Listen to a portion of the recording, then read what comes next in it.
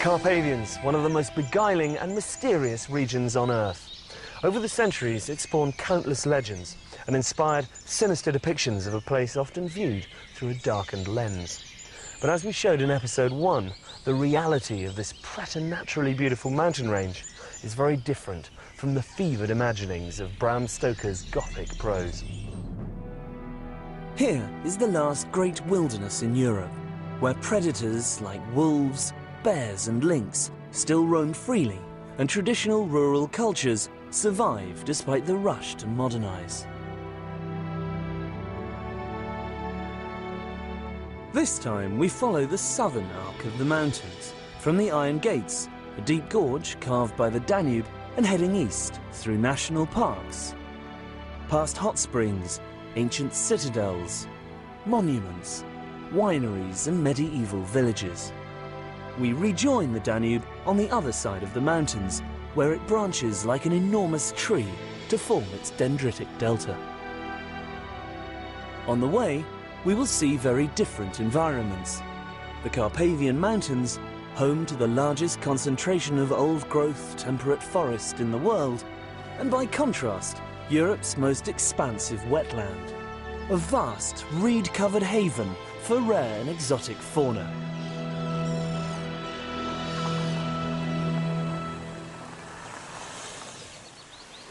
The Carpathian Highlands are a catchment zone for hundreds of water systems that flow inexorably into the Danube, like the Cherna River, which converges just below the Iron Gates. As with much of Romania, this is an area rich in history. In this place, Roman Emperor Trajan built the first bridge across the lower Danube, enabling the deployment of troops for the war against Decebal, king of the native Dacian tribes, whose depiction you can see carved 40 meters high into the cliffs at Orshava. On their march towards the Dacian capital Samisegetusa, the Romans discovered a utopian valley, where hot water flowed steaming from the hillsides. Here they built opulent baths and founded the town of Herculani, which grew to become one of the world's most famous spa resorts. But since its heyday in the mid-1700s, Herculani has fallen into decay. Only now have its fortunes begun to recover, with a new 5-star hotel about to open and a raft of other projects in the pipeline. The old town is constructed around springs, which possess differing mineral properties, believed to cure a variety of maladies. For instance, there's one for the eyes, another for intestinal complaints. It was in the 1730s, during the time of the great Habsburg Empire, that Herculani rose to prominence. Numerous regal resorts sprang up, all dressed in the gilded opulence of Austrian Baroque, and host to a firmament of kings, queens and glitterati. However, the end of the Habsburg era and the steady decline of foreign visitors meant that its fortunes peeled and faded, like the plaster and paint that covered its palatial streets. One of the victims of this creeping dereliction is the Neptune or Imperial Baths.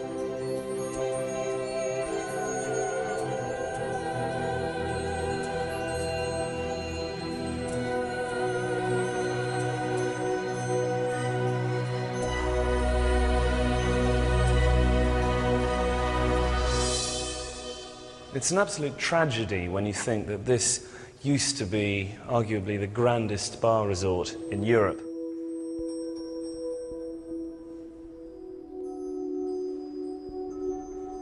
Thankfully, there are now plans to restore this incredible monument, along with a number of other historic structures. So hopefully, in the not-too-distant future, this well-kept secret will once again become the pride of Romania.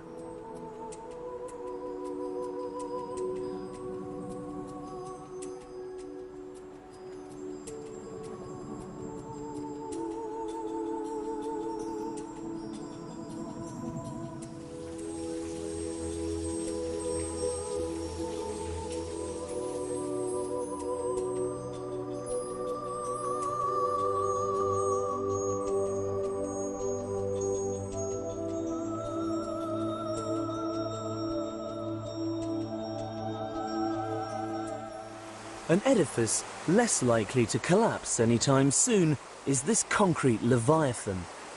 A communist-era construction that, like a Russian doll, hides deep in its belly a priceless treasure. The original Roman spa. A building within a building, these baths are almost unchanged from the days when legionaries and centurions alike immersed themselves in their healing waters.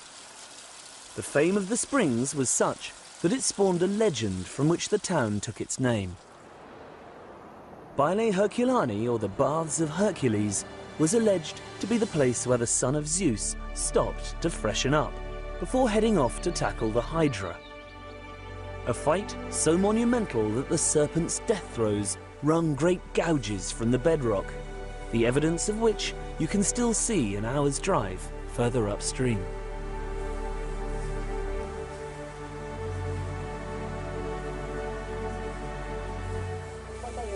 For the majority of Herculani's residents, however, the easiest way to enjoy a thermal bath is to head to one of the communal open-air watering holes on the banks of the river.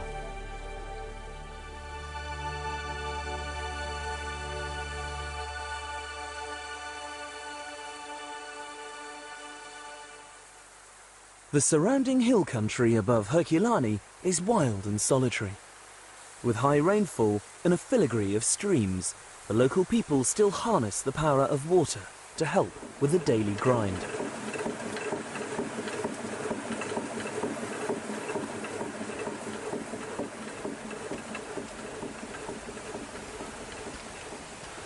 This really is the ultimate in sustainability. Serena brings her grain up here by cart. She grinds it using the water from the river, and then she transports the flour back to the village, again by hand, to feed her family and her pigs. At no point is any electricity or gasoline used in this process.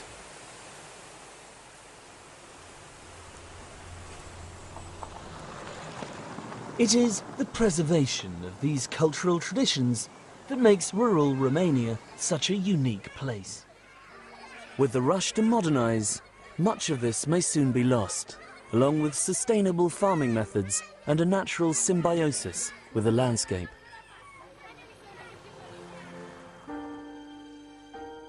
The Carpathian foothills northeast of Herculani provide an ideal climate for the renaissance of an industry that was banned by the Dacians because of its detrimental effect on discipline, namely viticulture.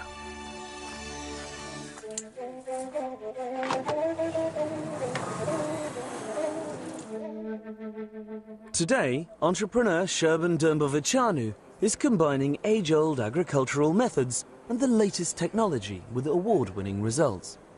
The natural environment here makes a microclimate, which is very good for the wine growing. So the forest contributes to the flavor of the grapes? Yes, exactly. Our vineyards are surrounded by very old natural forest, so this microclimate helps a lot in getting a very original taste. When we took over this place, we found only ruins after the communists, and we had to start again from zero. So we replanted again everything, and we renovated the cellars. In fact, at the beginning I was thinking this activity more like for a hobby, but there is a lot of hard work, and now it's taking all of my time. And of course it provides employment for lots of the local people. Yes, and this also brings me satisfaction to see those people having a job, and which gives them life back. And I see their children who like this, and maybe, who knows, they will start studying enology, because what we do here, we do for generations. And what are your plans for the future?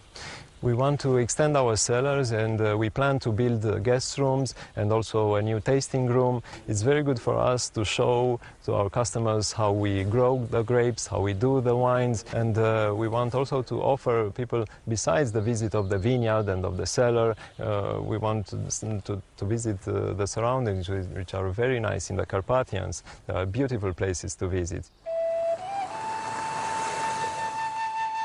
Heading across the southern arc of the Carpathians, we reach another spa town, where for years people have been harnessing the hot springs, not just for bathing, but to provide energy. Kalamaneshte is a community edging ever closer to the ultimate goal of living entirely off the grid. An unlikely example of this is the venerable Kozia Monastery. Beneath its serene, picturesque exterior lurks an innovative heart that pumps and processes geothermal water to produce electricity and heat.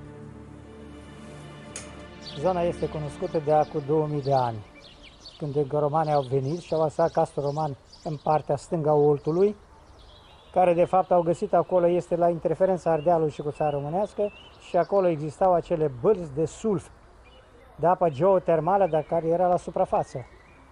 Și într-adevăr și ei foloseau, după care locul acela a rămas până 80, când s-a construit barajul, care de fapt așa a acoperit apa respectivă, iar asupra izvoarelor minerale, cum se zic, acele curative, și-au pierdut din eficacitatea care a fost originală, ea dinainte, până a fi cursul râului normal. Iar pe cealaltă linie este energia electrică, care este binevenită.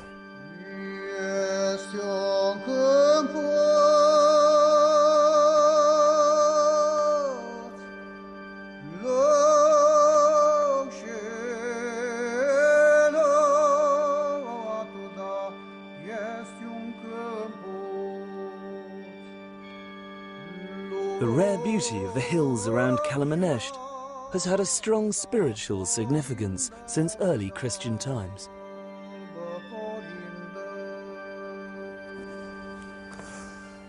It's amazing to think that for hundreds of years before the monasteries sprung up in this area, monks were coming to these grottos to meditate, to contemplate, and to live, eat, sleep, and spend their days communing with God in total isolation.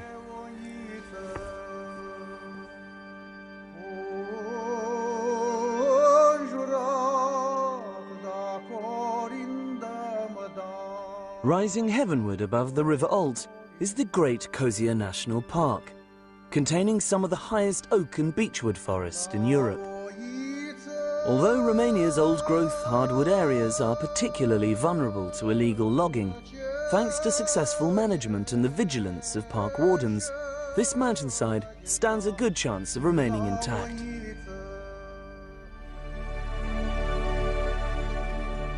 Travelling east again, you reach the roof of the Carpathians, where the mountains are at their most bleak and breathtaking. Here, the serpentine Transalpina coils around cliffs and snow-capped peaks, providing one of the most beautiful and precipitous drives in Romania. It is from these lofty heights that you can truly see the scale of the wilderness.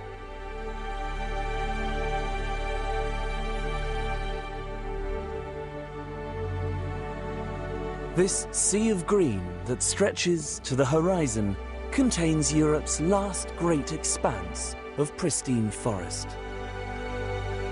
Sadly, you can also see the extent of its ongoing destruction. Below the tree line, much of the forest has already been lost, in part due to the restitution of land to private individuals who then harvest the wood or sell on the logging rights. I am on my way to meet one of the most outspoken of these landowners, a well-known figure who works tirelessly to address this and many other social problems. Princess Margarita of Romania. Restitution and private property, for me anyway, this is where I'm coming from, is absolutely essential to a modern democratic state. But having said that, I think that the restitution process was badly done. First of all, it was done in dribs and drabs.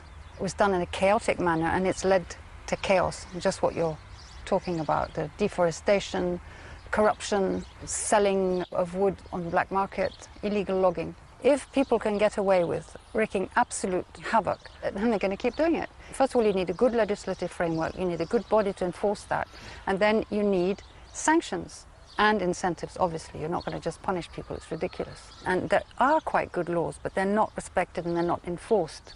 This has to be done if we want to get anywhere. But it's also to do with attitudes and education. Unless people are really educated to respect nature, and I think a lot of our children do have that respect, If you don't have respect for one another, you don't have respect for nature or for the elderly people who've been very, very badly treated here. Once you're over 50, you're finished. I mean, it's just go out to pasture. So my foundation is linking the old and the very young in all sorts of activities together, and they're learning from each other, and they both value each other. And I think this is a vital importance. And a lot of people said to me, you can't raise money for your foundation because old people are not sexy. But in fact, the amount of knowledge that the children get from them are extraordinary. And there's a huge spark of energy that comes out of that connection between the generations. Do you think it's possible for people living on the edges of the forest to have a sustainable livelihood from the forest itself? Yes, I do. If you set in place a proper policy and proper rules and regulations that people who can work from crafts, from cultural tourism, agrotourism, etc., this is something that can definitely allow people to make a living out of their land. And it has to be done, because forests in Romania should be a strategic development point in the whole of Romania. It's not something that can be used up, because once it's used up, it's gone. It could be the best brand Romania has. There's no choice. Either you do it or it's the end of everything. And it's absolutely vital to the future of Romania.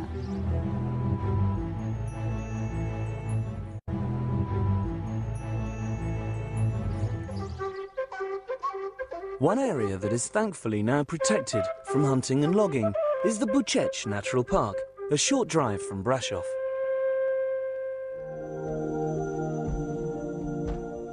For an overview, the more intrepid can hire a microlight tour of the surrounding wilderness.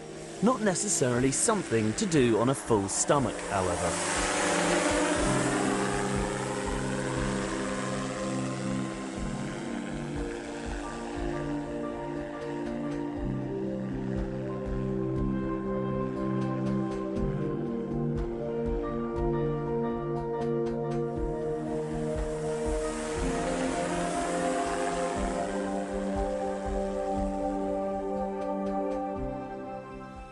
But for full immersion, the only way to properly appreciate this vertiginous paradise is to pull on your walking boots and head out on one of the many trails that crisscross its rugged slopes. To keep me on the straight and narrow, I was joined by guide Wana Mihai and a team of local rangers. They are very careful about this area. They do not allow to cut trees. Animals are protected, and nature is in its wild form. So there's no hunting here at all? No Not even hunting. in a limited, sustainable way? No Nothing. hunting, nothing. I wish more areas of the Carpathians were like this. It would be lovely, because here the nature is in its purest form. The ecosystem regulates itself. Yes, it is not interrupted by humans. Do you think this is the way forward for this part of Romania, that by attracting people here for adventure tourism and hiking, that it will provide a sustainable income for the people who live here? Definitely, because we have the place that allows us to do adventure tourism here, and people really need this money coming from tourism. Hiking through pristine forest, past alpine meadows and razor-sharp crags, you are once again overwhelmed by how fragile and unbelievably precious this landscape is.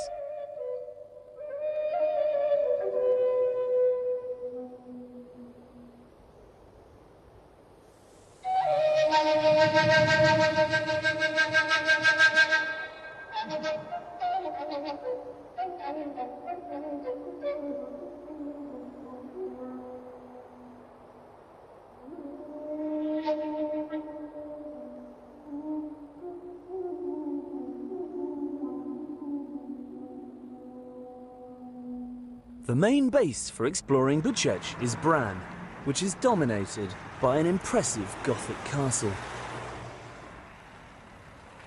A popular spot for Draculophiles, despite its origins as a minor border keep, with no connection to Vlad the Impaler whatsoever. Nevertheless, Bran Castle is a good example of successful restitution. Its Gothic splendour draws tens of thousands of visitors every year, and the tourist industry here is booming. The castle was nationalized in 1948 together with all other royal assets. In 2001, a new restitution law was adopted. At that time, the owners filed a claim for restitution, and 5 years later, in 2006, they managed to finish the restitution process.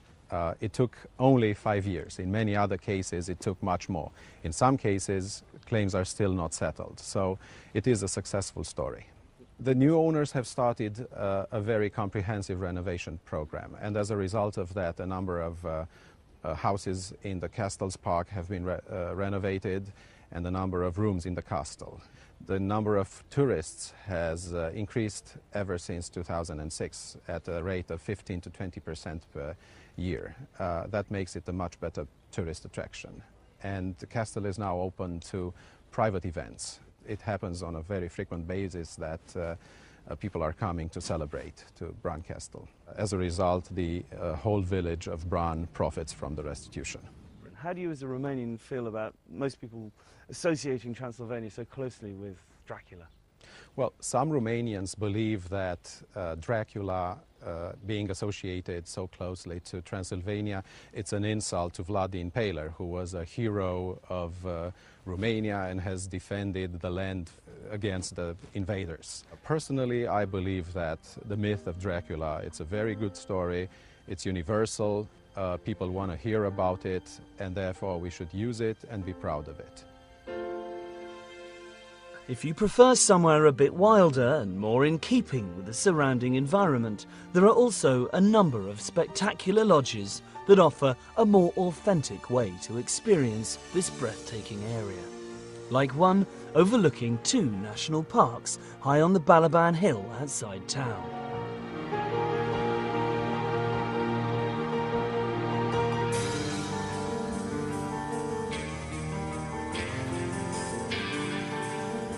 Built by visionary environmentalist and filmmaker Dan DiMancescu. Well, this is kind of a little mini miracle. I've been coming to Romania for many times now since the 1990s, and on one little trip I came on this hilltop and just fell in love with it. But there's a bit more to it than that, because my family originated not far from here, about 30 miles south in the Carpathians, and we have a long history of land ownership there, so this was kind of like coming back home. And did you originally start with the idea to build a hotel? I was thinking of building something, and the connection that was kind of interesting to me, I came here in 1968 working for National Geographic on a story where I walked from the Ukraine to the Black Sea with colleagues. And we did a story on the Carpathians in 1968. We came around here and I sketched a little building in my notebook. And by a miracle, that building was taken to Sibiu, to the Ethnographic Museum. I saw it, and this is a carbon copy of that building that I sketched in 1968. And I'm a kind of an aficionado of architecture, and when I see these buildings, I see a very beautiful, elegant design, almost Japanese in elegance. So there's been a lot of pleasure creating this.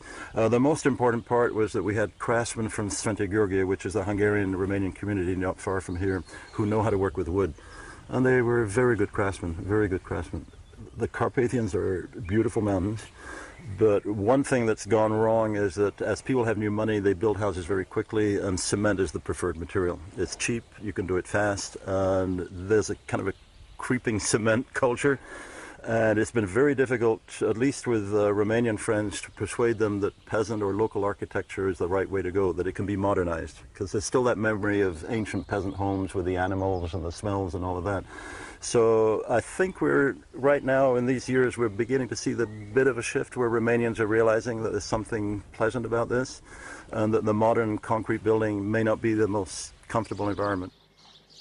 Visiting settings like these helps give you a real insight into traditional Romanian life.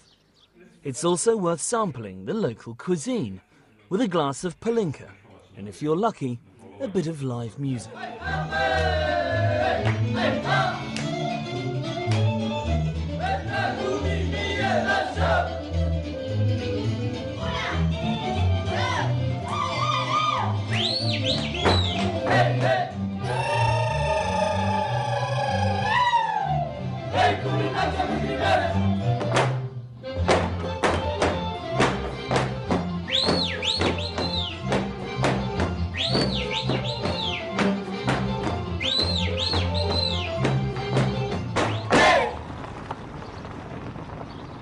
It's places like this lodge near Bran that are at the forefront of cultural tourism in Romania and represent one of its best hopes for the future.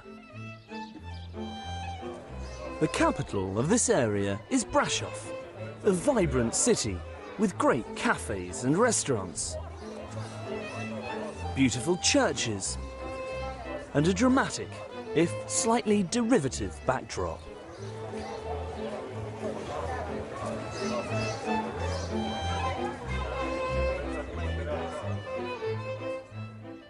From here, you can head north to experience Transylvania's Saxon communities.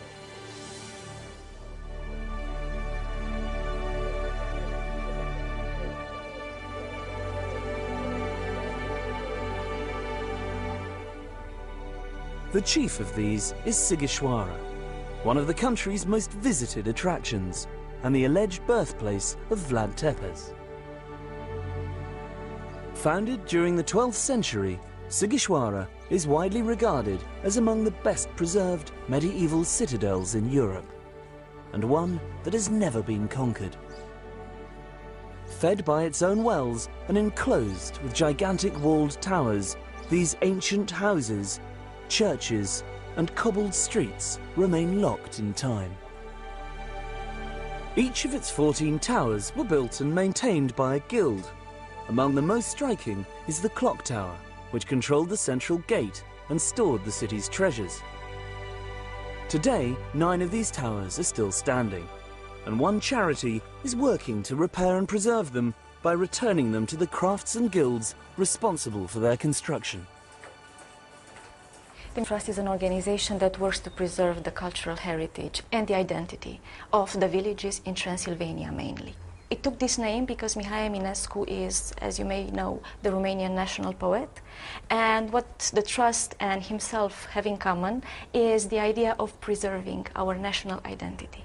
And this is primarily within the Saxon areas of Transylvania? Most of all, we work in the counties of Brașov, Sibiu, and Mureș.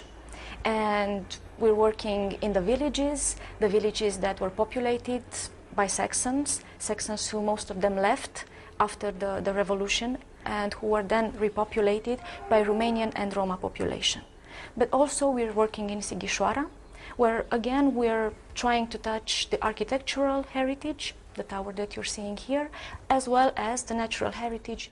But it's not just about preserving the buildings, the architecture itself, is it? It's not. One thing that is specific to Romania, and it makes us proud, is that this architecture, this wonderful nature is lived.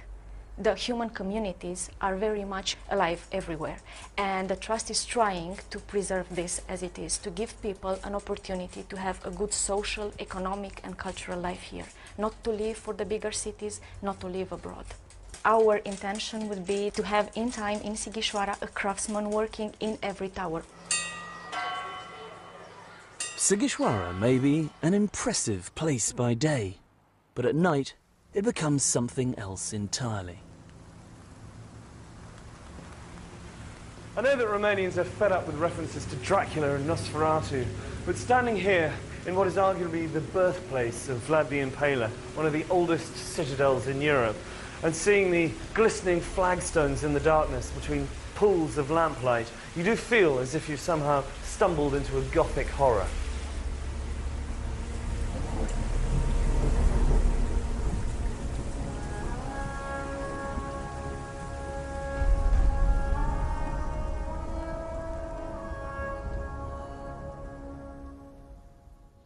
As we continue our journey towards the coast, the mountains give way to lush pasture and rich agricultural land, once again ideal for Romania's burgeoning wine industry. Further southeast, the foothills melt away completely, and one increasingly encounters a different kind of wilderness.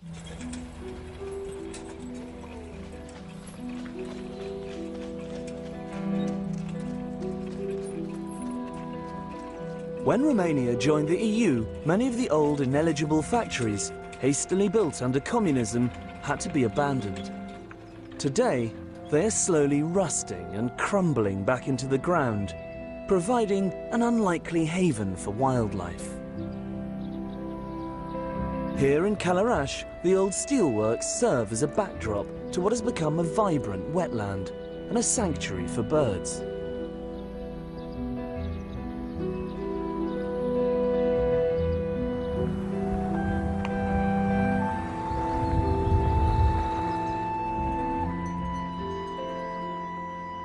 Might not be to everybody's taste, but I think there's something profoundly beautiful about this post-industrial scene, because it represents a rare example of nature reclaiming the landscape from man.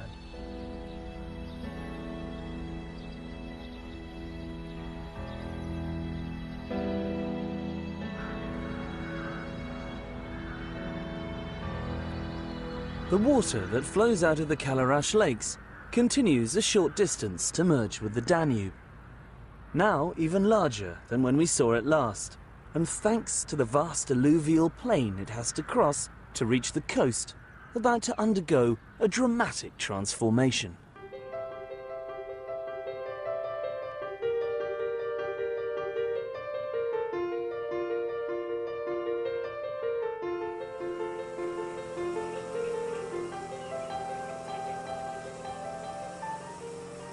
As it nears the sea, the Danube divides into a labyrinth of channels, a vast reserve designated by UNESCO as a World Heritage Site.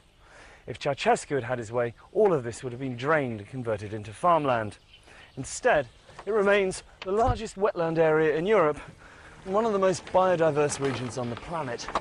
The Danube Delta has been described as the Amazon of Europe. 2,200 square miles of rivers, canals, marshes, reed-fringed lakes and sandy islands. This uliginous Eden harbours over 300 species of bird and 45 different types of freshwater fish, providing a critical habitat for many endangered animals and plants.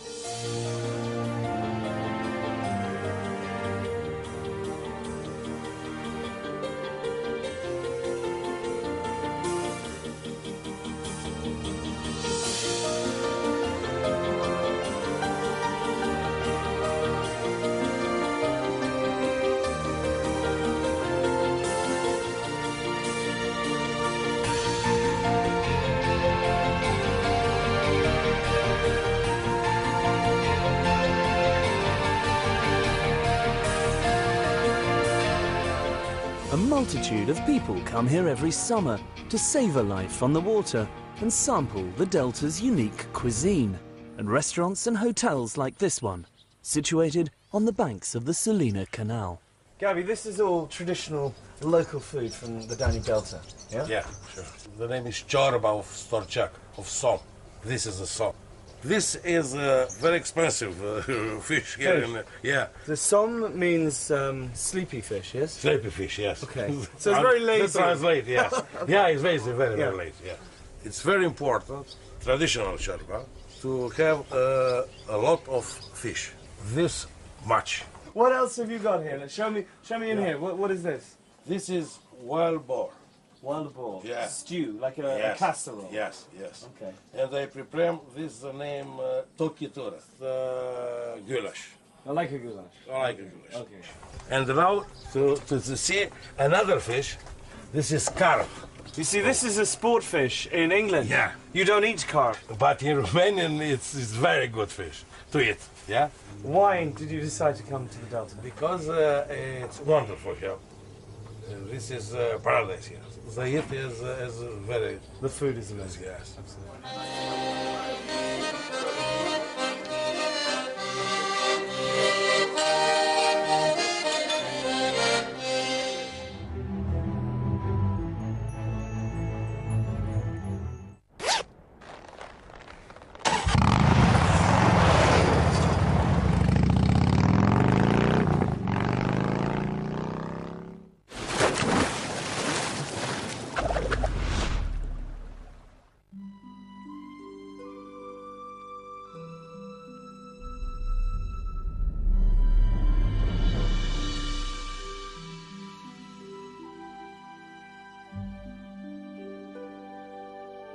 With the pressures of modern society and the toll it takes on our system, more people than ever are choosing to spend holiday time revitalising their body and mind.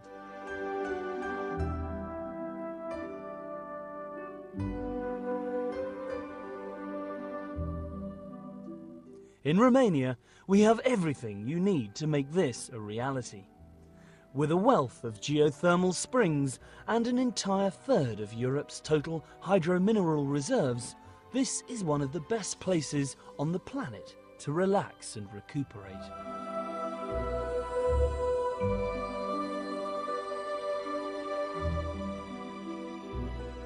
Here, steaming alkaline, saline and sulfuric water bubbles out of the ground.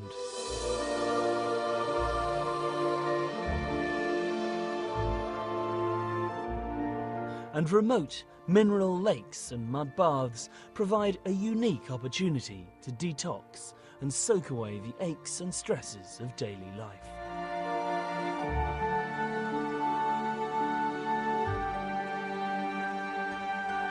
Thermal waters are recommended for a wide range of maladies and complaints, from rheumatic and respiratory disorders to digestive and metabolic problems, kidney-related conditions, renal disorders, high blood pressure and stress.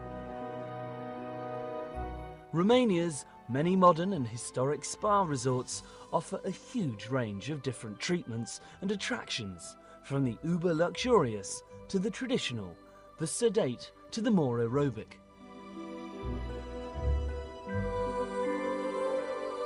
Whatever the requirements, this is the perfect destination for people seeking a complete mental and physical makeover. Set against a backdrop of stunning scenery, wild forests and towering mountains, our many spas also sport a natural gymnasium for those in pursuit of peak physical fitness.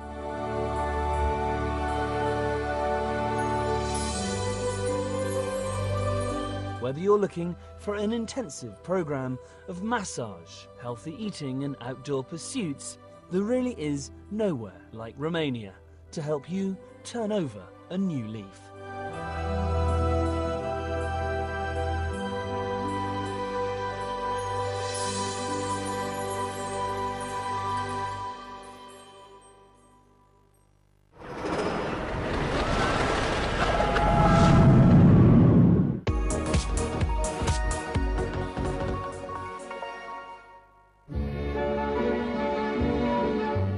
Sardinia is the second largest island in the Mediterranean, and its capital, Cagliari, is on its southern tip. The Castello area is the oldest part of the town, perched high on a hilltop overlooking the port and surrounding coast. The views from here are impressive, but deceptive. This city actually has a relatively tiny population, just over 150,000 people. Guarding the city like giant warriors are two 14th century limestone towers, Torre San Pancrazio and Torre del Elefante. Both towers form part of the city's old defensive walls, which surprisingly are for the most part intact. Originally built in the 13th century, the Cathedral of Santa Maria and Santa Cecilia is a popular attraction. The facade combines medieval, Renaissance and Baroque. Two huge stone pulpits flank the main doors, while a couple of marble lions guard the altar, and underneath, a heavily decorated crypt houses the remains of royal martyrs. A favourite part of the city is the Roman amphitheatre. It was built in the hundreds AD and could hold up to 10,000 people, half of Cagliari's ancient population. Gladiators emerged from the tunnels. The underground cages where the men and wild animals were kept can still be seen. Today, this is the setting of musical extravaganzas.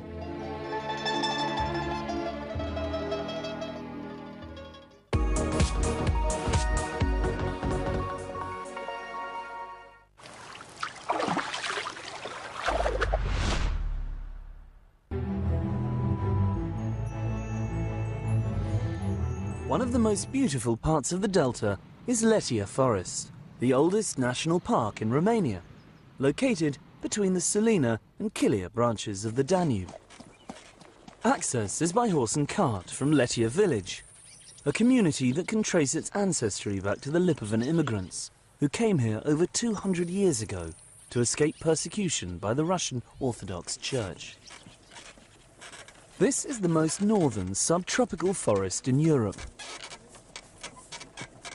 It's the habitat of a plethora of fauna, the largest being the Danube Delta horse, subject of much recent debate following its unscheduled release in the wake of communism.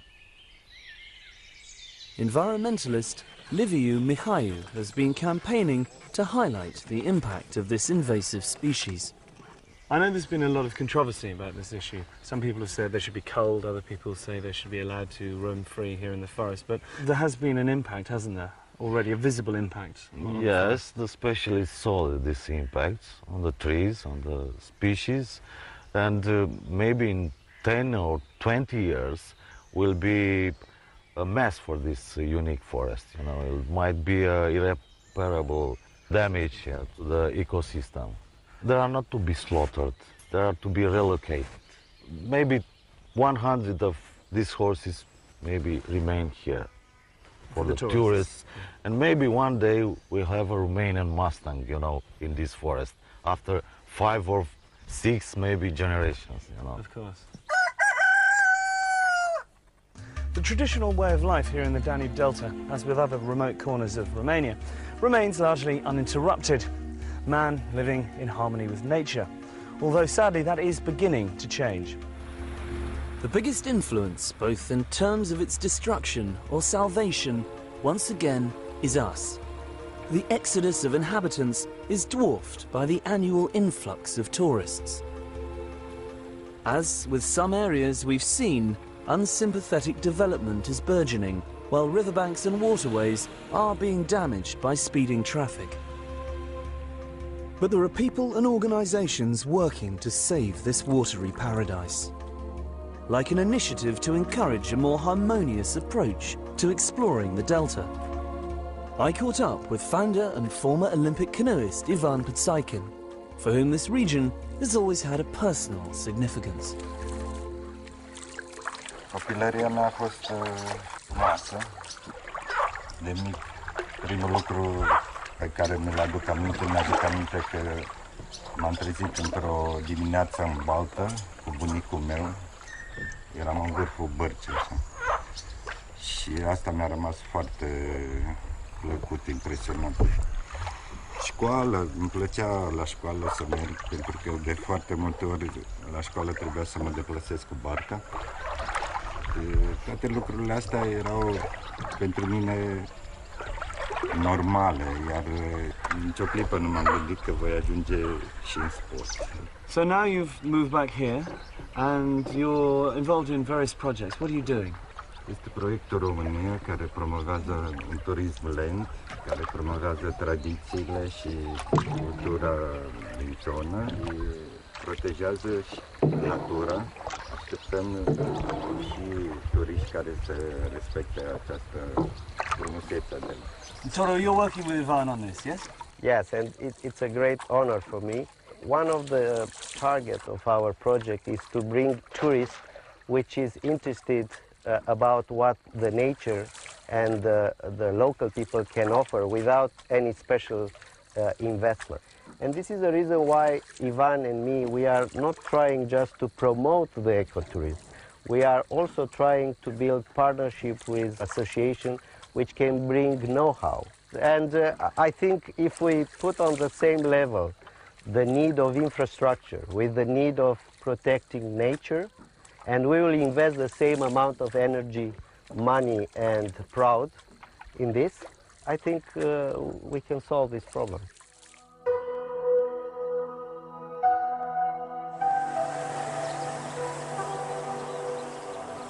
Despite its natural beauty, the Danube Delta is one of Romania's poorest regions, with some local communities lacking even basic services, such as electricity, running water and waste collection.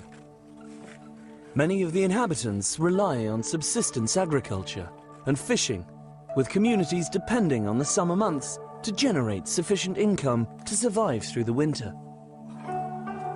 While the Delta still has an abundant supply of fish, numbers are declining rapidly due to overfishing and poaching. Today, 5 out of the 6 species native to this region are listed as critically endangered.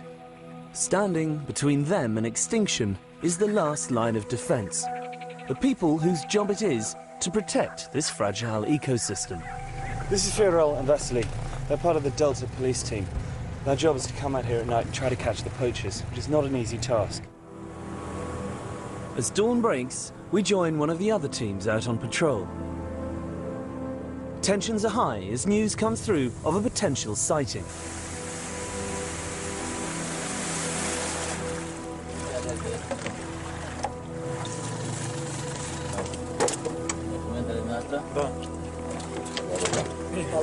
This guy looks like he's a legitimate fisherman. So the next thing is they take his details down and then go back and check them at the station. But even if he is legitimate, you still have to work out whether they're taking the quota or not.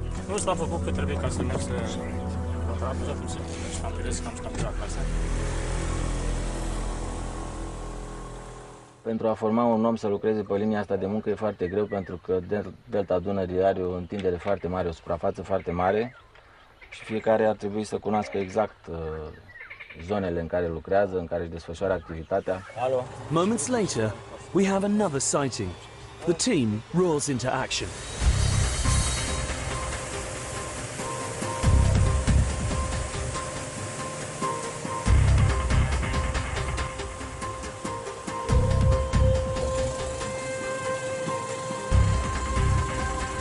We could hear the distant hum of an engine, but it was proving difficult to pinpoint its location.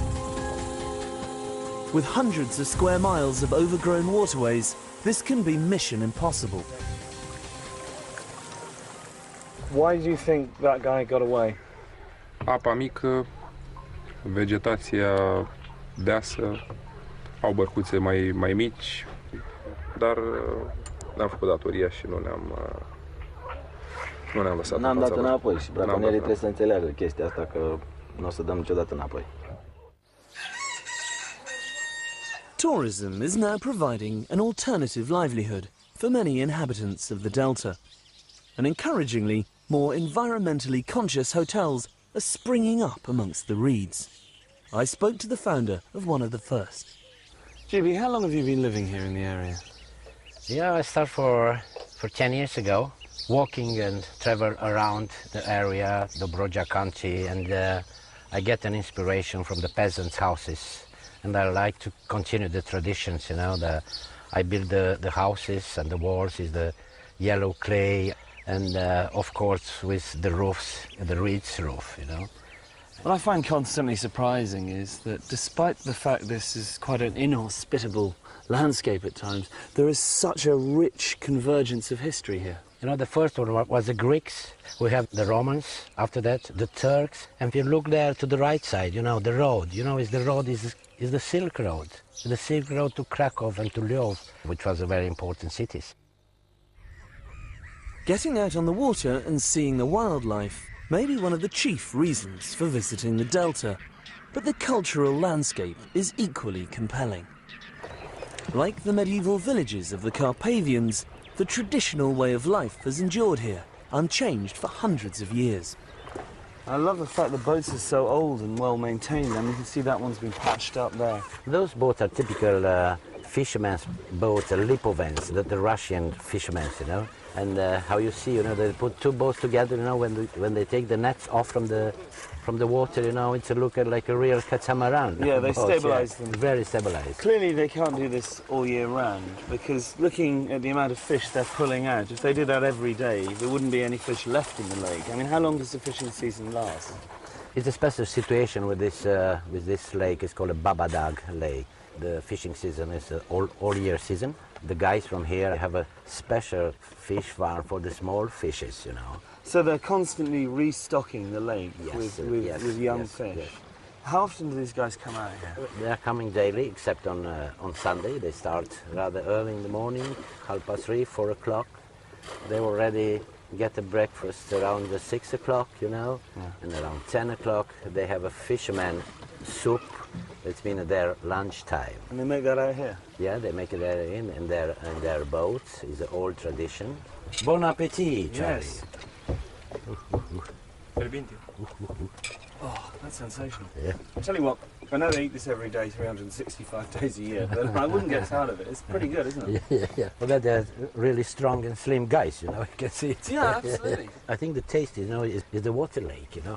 Well, there's so many fish in this lake, it seems that the water's probably like a natural fish stock anyway, so not so sure about the brandy, but Not the would brandy. they be having brandy at this time of the morning? You know, they start to have a brandy very early in the morning and very late in the night time, you know. Well, of course, they're Russian, that is so- typical Russian tradition, you know, to enjoy the vodka.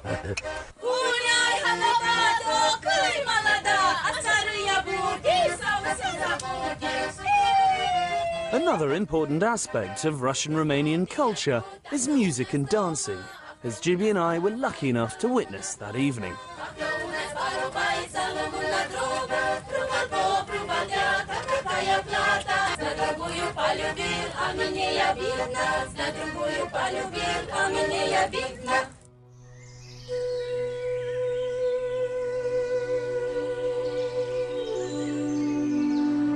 As the delta finally merges with the Black Sea, this part of our journey comes to a close.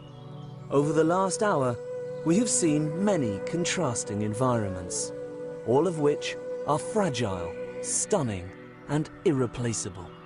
Romania is a country of epic beauty, boasting Europe's largest surviving area of virgin forest and its greatest wetland. But these are not just worth preserving for dry academic reasons. It's landscapes like the Danube Delta and this one here in the Carpathians that could ensure a lasting prosperity for the people of Romania. If they're properly protected and managed, then they'll become an inspiration and an example to the rest of the world. However, if the rivers are polluted and the forests felled at their current rate, then this whole region will resemble that hillside behind me, as bleak and ecologically barren as Snowdonia or the Highlands of Scotland.